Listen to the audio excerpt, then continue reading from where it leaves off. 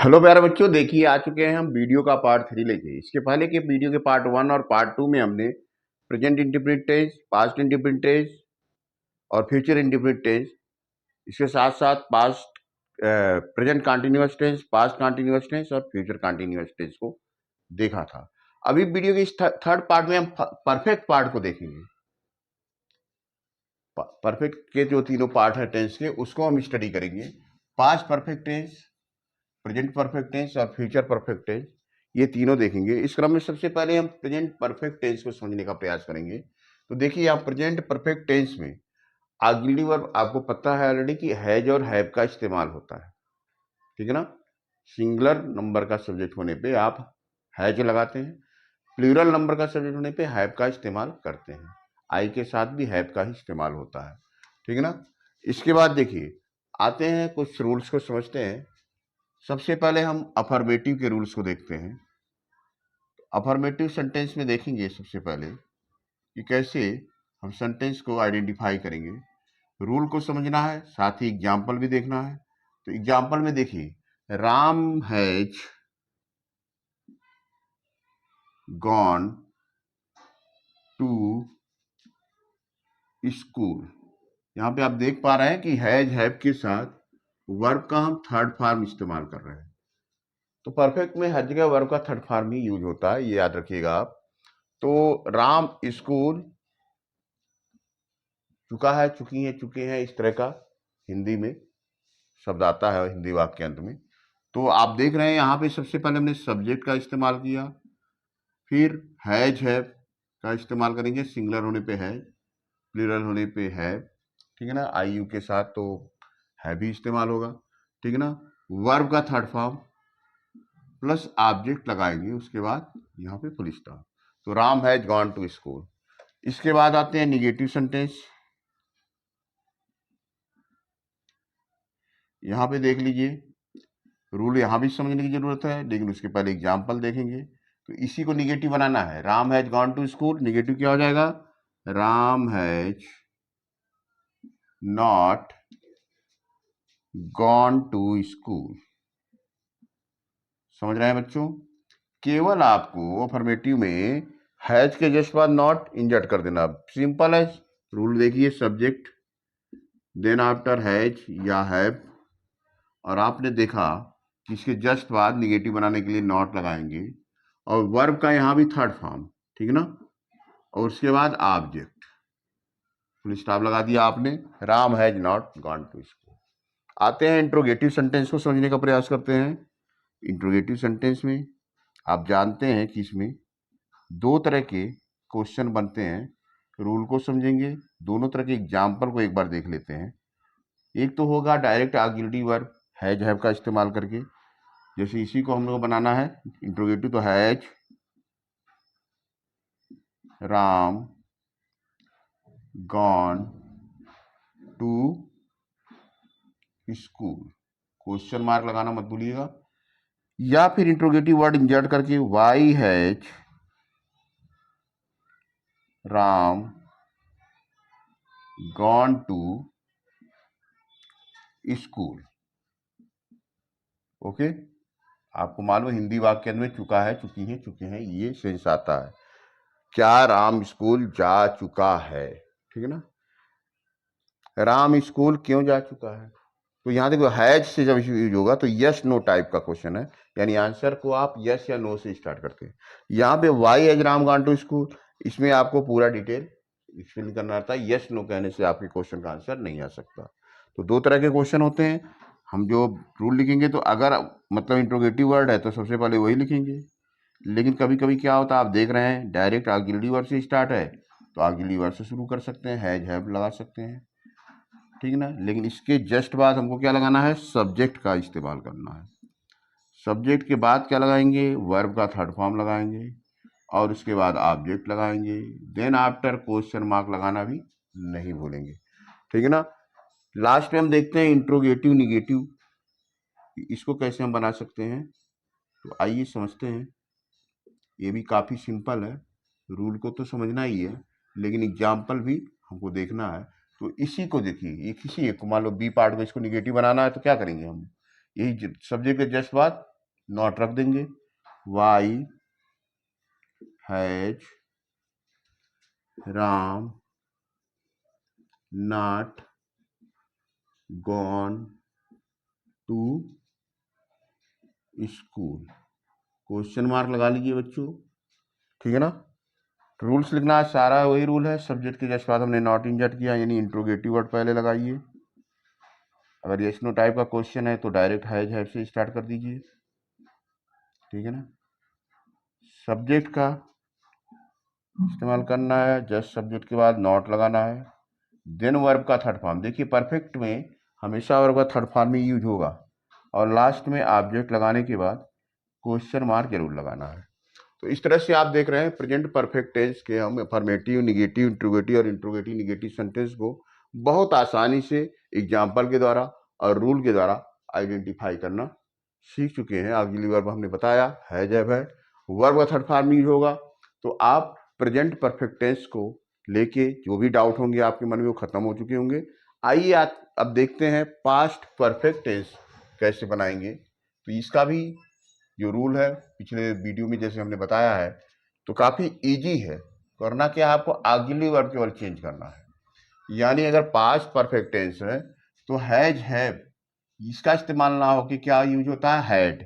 यानी यहाँ पे आपको सिंगुलर और प्लूरल की चिंता करने की जरूरत नहीं है। चाहे सब्जेक्ट सिंगुलर हो या प्लूरल हो, आपको हैड इस्तेमाल करना है। बहुत सिंपल हो गया आपका, ठीक है ना। तो जहाँ जहाँ पे आपने हैज राइट किया है, इसको हम यहाँ से इरेज करेंगे और देखेंगे कैसे केवल ऑक्सिलरी वर्ब को ही बदल देने से इसका सेंस बदल जाता है। जैसे इंडिफिनिट में क्या था कि जो हिंदी वाक्य के अंत में क्या आ रहा था, चुका है, चुकी है, चुके हैं। यहाँ पे क्या है, चुका था, चुकी थी। जैसे राम स्कूल जा चुका था, ठीक है ना, इस तरह का सेंस आएगा। तो ये भी समझना काफ़ी ईजी है। कंपैरेटिव स्टडी के द्वारा देखिए हम आसानी से, अगर आपको पास्ट परफेक्ट टेंस के रूल समझ में आ गए होंगे तो थोड़ा सा चेंज करके केवल ऑक्सिलरी वर्ब को हटा के उसकी जगह हैड रख के हम इसको पास्ट परफेक्ट टेंस में कन्वर्ट कर सकते हैं और आसानी से आइडेंटिफाई भी कर सकते हैं। एग्जाम्पल को भी समझ सकते हैं। एग्जाम्पल में जैसे हम लिख सकते हैं Ram had gone to school, यानी कहने का मतलब सब्जेक्ट के बाद आपको हैड लगाना है, वर्ब का थर्ड फॉर्म लगाना, ऑब्जेक्ट लगाने के बाद फुल स्टॉप लगा देना है। बहुत आसान है इसको समझना।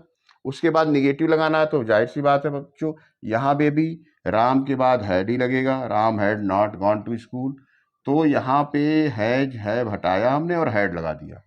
प्रेजेंट था तो हैज है, और पास्ट हो गया तो हैड का इस्तेमाल। सिंगुलर प्लूरल का झंझट भी नहीं। तो subject plus had plus not, verb का third form, object, then full stop. Interrogative में आएंगे तो यहाँ पे भी देखिए, जैसा कि हमने देखा है कि जब आप प्रेजेंट परफेक्ट टेंस पढ़ रहे हैं तो देखे थे दो तरह के सेंटेंस हमने बनाए थे। सबसे पहले ऑक्सिलरी वर्ब का इस्तेमाल की, तो यहाँ पे सबसे पहले ऐसा भी हो सकता है, had Ram gone to school कर सकते हैं, या इंट्रोगेटिव वर्ड लिखने के बाद why had Ram gone to school. कहने का मतलब है interrogative word, then had, then subject, verb का थर्ड फॉर्म और ऑब्जेक्ट के बाद आपको क्वेश्चन मार्क लगाना नहीं भूलना है। इस तरह से इंट्रोगेटिव सेंटेंस को भी हम पास्ट परफेक्ट टेंस के आसानी से एग्जाम्पल के द्वारा रूल को समझ सकते हैं। आइए इसको निगेटिव बनाना है अगर, तो नॉट कहाँ इंजर्ट करेंगे। देखिए why had Ram gone to school, तो why had Ram not gone to school. कहने का मतलब जहाँ पे हैज या हैव लगा था ना, वहीं पे हैड लगाएंगे। इंट्रोगेटिव वर्ड जिसके जस्ट बाद had, subject, not, verb third form, object, question mark लगाना नहीं भूलेंगे। तो इस तरह से बच्चों देखिए पास्ट परफेक्ट टेंस के अफर्मेटिव, निगेटिव, इंट्रोगेटिव और इंट्रोगेटिव निगेटिव सेंटेंस को एग्जाम्पल को देखते हुए और साथ ही रूल को हमने आसानी से समझ लिया, बहुत ही सिंपल तरीके से। आइए आप फ्यूचर परफेक्ट टेंस को भी समझ लेते हैं इसी समय। बहुत ही आसान है, कोई भी डिफिकल्टी नहीं है। आप देख पा रहे हैं कि टेंस के सारी चीज जो रूल है, इसको कहीं से भी रटने की जरूरत नहीं है। बहुत आराम से, बहुत ही आसान तरीके से केवल कंपैरेटिव स्टडी करके हम ऑक्सिलरी वर्ब को हटा के आसानी से हम ऑक्सिलरी वर्ब का इस्तेमाल करके इसको समझ सकते हैं। वर्ब का थर्ड फॉर्म हमेशा यूज होता है परफेक्ट फॉर्म में, आपको मालूम है। लेकिन अगर ये फ्यूचर परफेक्ट टेंस हो जाता है तो हम इस्तेमाल करेंगे शैल हैव या विल हैव का, और इसके साथ आप लगाएंगे वर्ब का थर्ड फॉर्म। ओके बच्चों, तो अब देखिए जहाँ जहाँ पे हमने हैड लगा रखा ना, इसको हमको करना पड़ेगा इरेज, क्योंकि ये ऑक्सिलरी वर्ब अगर हम हटाएंगे तभी ये फ्यूचर में कन्वर्ट होगा। तो हैड जहाँ भी है वहाँ पे आप हटाइए पहले, और भी जहाँ पे थोड़ी सी बहुत आवश्यकता होगी तो मैं आपको इंडिकेट कर दूंगा कि कहाँ पे किस तरह से ऑक्सिलरी वर्ब को पुट करके आप।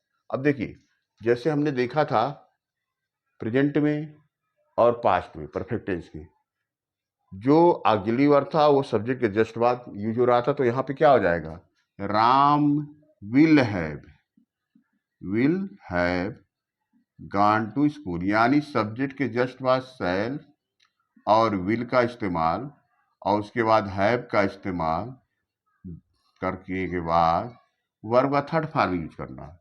आप पहले से ही जानते हैं आई और वी के साथ शैल, बाकी के साथ विल का इस्तेमाल करेंगे। तो Ram will have gone to school, Ram school जा चुका होगा, चुकी होंगी, चुके होंगे, फ्यूचर गागी गे आता है हिंदी वाक्य अंत में। तो राम यहाँ पे देखिए क्या होगा, राम विल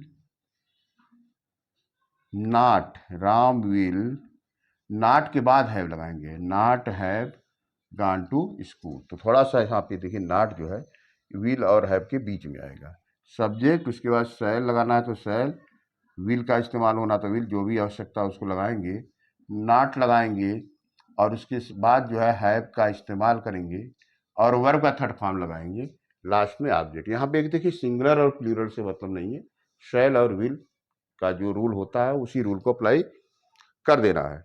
अब देखिए यहाँ पे जो इंट्रोगेटिव सेंटेंस है तो आपको क्या करना है, थोड़ा सा यहाँ से सब्जेक्ट को हटाना है, यहाँ लिखिए will Ram have gone to school, यानी वाई विल, यहाँ पे भी थोड़ा सा राम के जस्ट बगल में हैव आएगा, Ram have gone to school. कहने का मतलब इंट्रोगेटिव वर्ड के बाद आप क्या लगाएंगे, विल या शैल या विल का इस्तेमाल करेंगे और इसके जस्ट बाद सब्जेक्ट का इस्तेमाल करेंगे और फिर हैव लगाएंगे, ठीक है ना।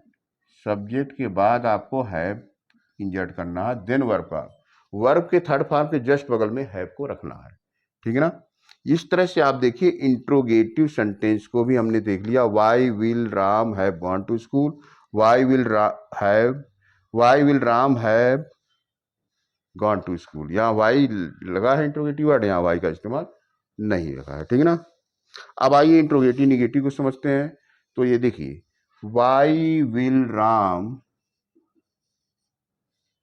क्या होगा, हैव, यहाँ पे राम के जस्ट बगल में आएगा have not gone to school, why will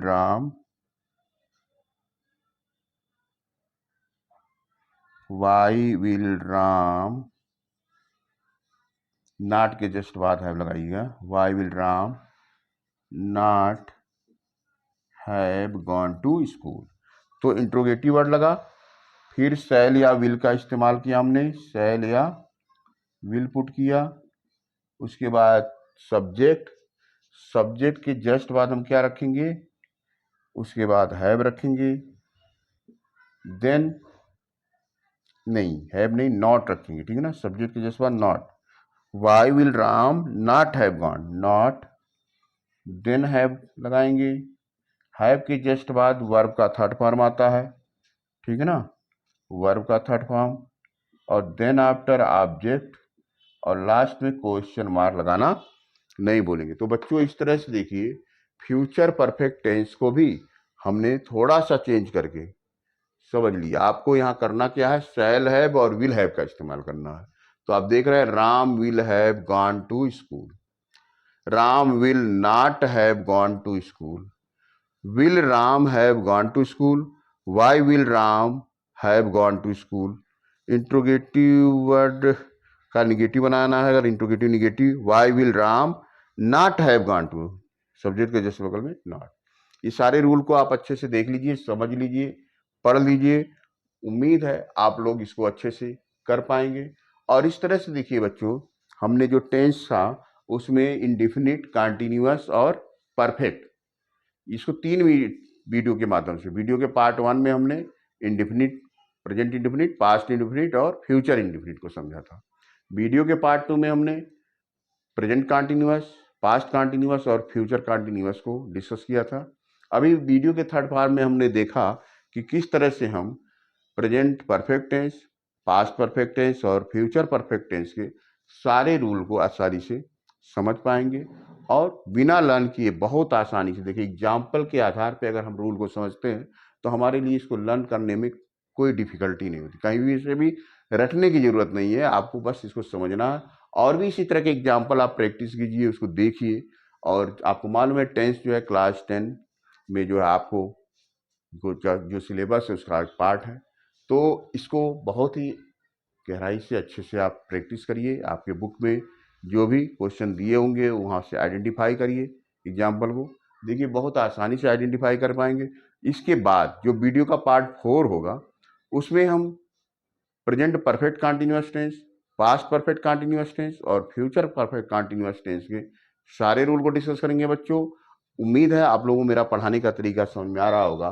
तो आप लोगों से ये बस मैं उम्मीद करता हूँ कि आप लोग मेरे वीडियो को लाइक करेंगे, शेयर करेंगे, कमेंट करेंगे, ताकि इसी तरह हमको मोटिवेशन मिलता रहा है और हम और भी अच्छे अच्छे वीडियो बना के आपको इसी तरह गाइड करते रहें। ओके, बाय बाय बच्चों।